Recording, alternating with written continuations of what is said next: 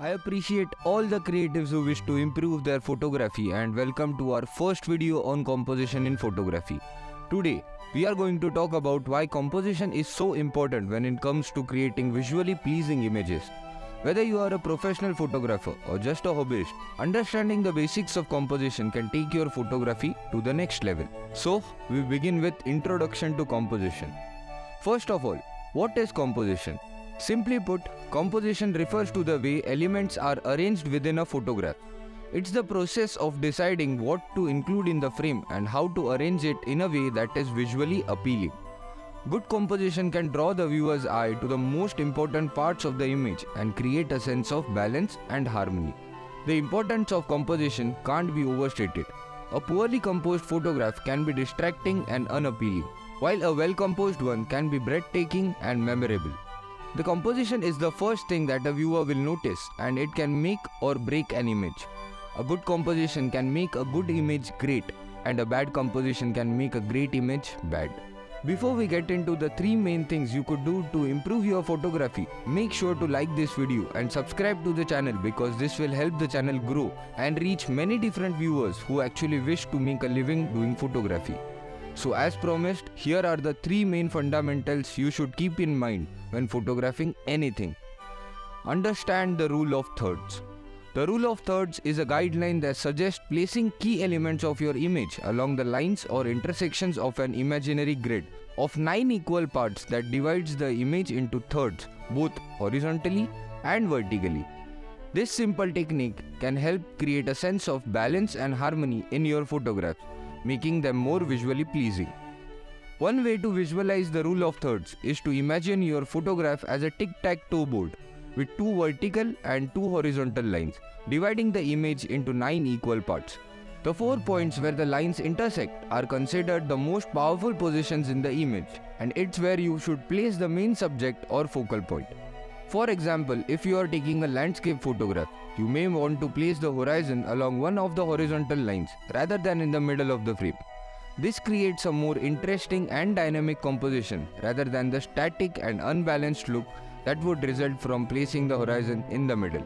The same goes for portraits. Placing the subject's eyes along one of the intersections of the line rather than in the center of the frame will create a more dynamic and pleasing composition. In conclusion, the rule of thirds is a simple yet powerful composition technique that can help you create more visually pleasing images. By placing key elements of your image along the lines or intersections of an imaginary grid, you can create a sense of balance and harmony in your photographs. Remember, the rule of thirds is just a guideline. Don't be afraid to experiment and find what works best for you. I like to think of rule of thirds as a very important fundamental in composition because everything sort of builds upon that concept. What do you think about this? Do let me know in the comments down below if you think so too. Let's move on to the second tip of the day. Leading lines. Leading lines are lines within an image that guide the viewer's eye through the photograph and towards the main subject or the focal point. These lines can be real or implied, and they can take many forms such as roads, pathways, rivers, or even the edge of a building. When composing an image, look for lines that naturally occur within the scene and use them to lead the viewer's eye towards the main subject. This can be a powerful way to create a sense of depth and movement within an image. For example, if you are taking a landscape photograph and you have a path leading into the distance, use it as a leading line to guide the viewer's eye deeper into the scene and towards the main subject. This creates a sense of journey and can add a lot of interest into the image.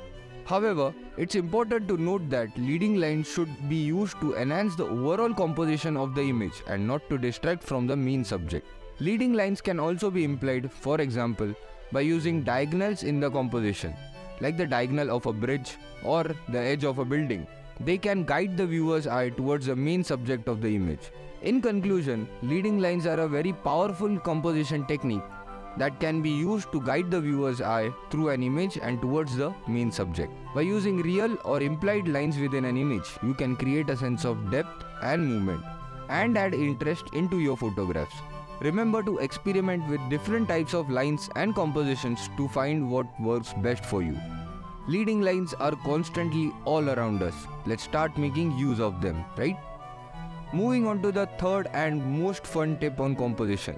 symmetry and asymmetry.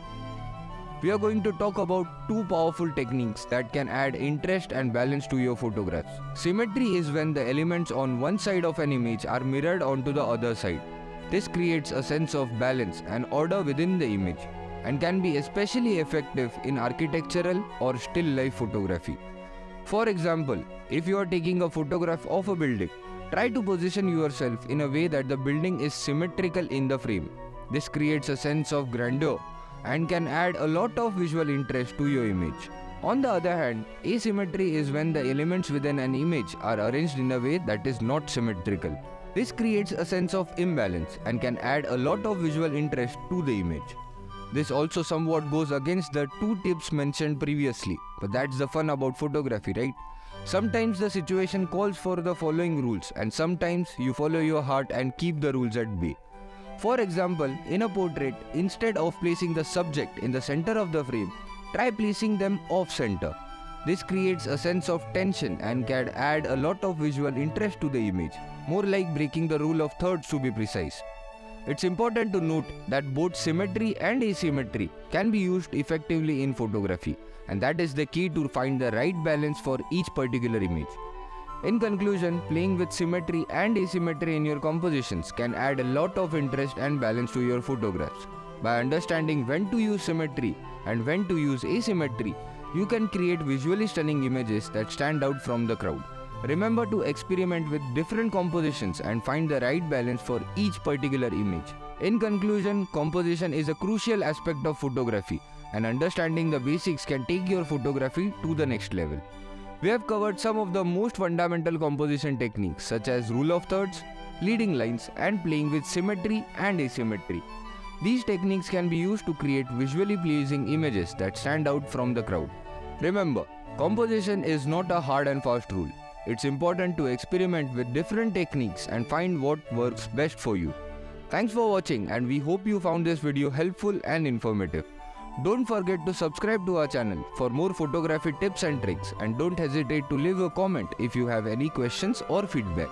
Keep practicing and experimenting with different composition techniques to improve your photography skill, and as always, happy shooting!